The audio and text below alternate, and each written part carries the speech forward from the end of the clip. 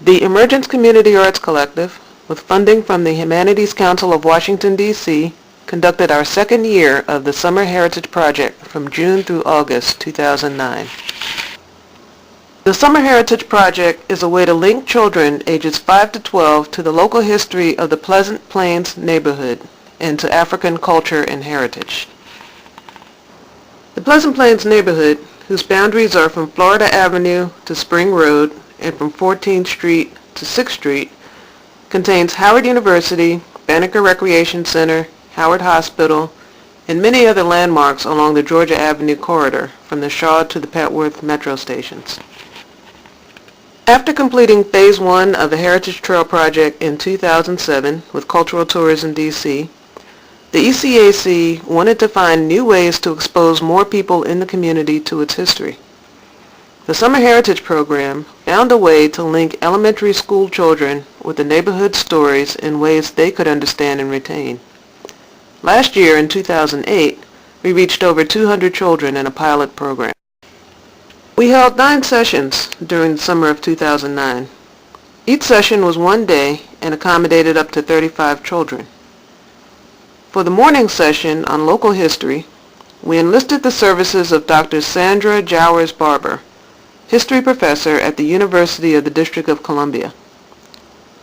We also engaged Dr. Ernest Quimby as the humanities scholar and photographer.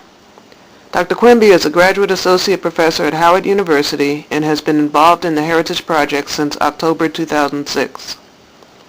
The children come from area summer programs whose leaders bring them in as a group as a day-long field trip. The morning begins with a PowerPoint presentation walking the children through the stories and images that mark this neighborhood's past. The sites are usually well recognized, so they are fascinated to hear that there are stories connected to these landmarks. Famous names such as Zora Neale Hurston, Dr. Charles Drew, and Stokely Carmichael are included in the presentation as well. A flashcard quiz follows the presentation where a correctly answered question makes the child a proud owner of a card with an image and a description. The card they hold becomes the subject of their artwork. Depending on the age group, the children either drew or painted the image on their card. Their artwork, their own renditions of the story they heard, has lasting value to them and to the ECAC, who is now seeking ways to preserve and display the best pieces for the greater community. After lunch, the children are exposed to quite a different experience, a workshop in Capoeira Angola. Capoeira Angola is an African-Brazilian martial art that was brought to Brazil with the slave trade. It incorporates music, singing, acrobatic movements, and elements of community in its unique implementation. Originally practiced as a community ritual, the enslaved Africans took this art form with them to Brazil, where it was disguised as a dance and continued to thrive. Outlawed until 1932, it was revived as the national sport in Brazil and is growing in popularity in the U.S. and around the world. The first floor of the ECAC houses the International Capoeira Angola Foundation, which teaches children and adults this unique art form. In this workshop, the children learn a few of the movements of capoeira, such as cartwheels, handstands, and spinning kicks. The movements are playful, and the children are taught to work in partnership while others support them with the energy of the singing and playing. Once they have had a chance to practice with a partner, they move on to the instruments. The instruments of capoeira are the heko-heko, a scraper-like instrument, the agogo, a two-tone bell, a pandeiro, or tambourine, an atabaque, or a drum, and the berimbau, a single bow instrument that looks like a bow and arrow. In addition to the instruments, they will learn the call and response songs of capoeira in Portuguese. The songs were passed down with the art form and talk about history, great masters, and what's happening today. After a little practice with the instruments and songs, they are ready to come together in a circle of capoeira and show what they learned.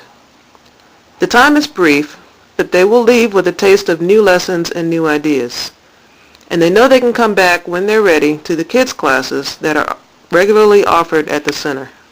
Certificates of completion in hand, The children return to their program to hopefully retell the stories they have learned to their family and friends. The Summer Heritage Program is a critical link in the connection of the past to the future. These young people will one day live, work, and make decisions about the places they learned about this summer, and it is important that they understand the foundation on which they were built. I would like to thank the Humanities Council of Washington, D.C., Dr. Sandra Jowers-Barber, Dr. Ernest Quimby, the International Capoeira Angola Foundation, Joe Strouder, and the many volunteers that made our program possible.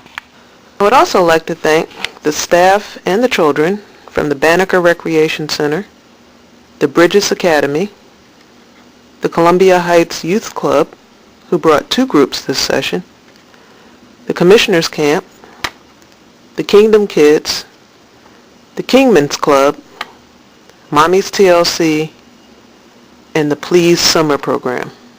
To find out more about the Summer Heritage Program or the Emergence Community Arts Collective, you can find us online at www.ecacollective.org, or you can contact me, the director, Sylvia Robinson, at 202-462-2285.